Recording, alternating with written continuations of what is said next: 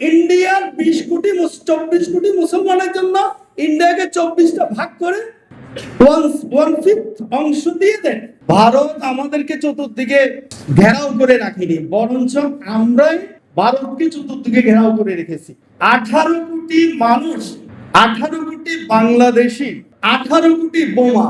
আমি বলবো, ভারতকে রিকোয়েস্ট করব, আমাদের বাংলাদেশের সাথে, আমাদের সরকারের সাথে সমমর্যাদার ভিত্তিতে আমাদের রাষ্ট্রের সাথে অ্যালাইনমেন্ট হোক।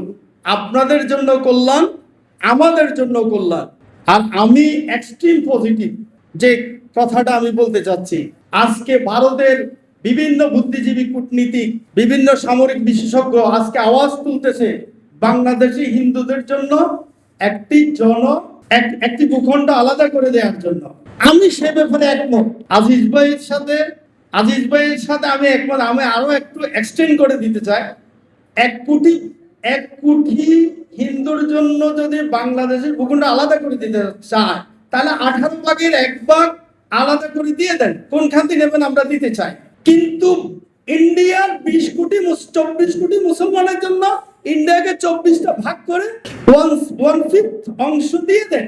জাতি হিসেবে তামিল, কাশ্মীরি, পাঞ্জাবি, বাঙালি, এই হিসাবে যদি জাতি হিসেবে ভাগ করতে চান, তাহলে বাংলাকেও 3 ভাগ করেন। 1/3 বাঙালি পশ্চিমবঙ্গে আছে, পশ্চিমবঙ্গে কি 3 ভাগ করে 1 ভাগ মুসলমানদেরকে দিয়ে দেন। আসাম 1/3 মুসলিম আছে, আসামকে 3 ভাগ করে 1 ভাগ মুসলিমদেরকে দিয়ে দেন। প্রত্যেকটা রাজ্যে এটা করেন।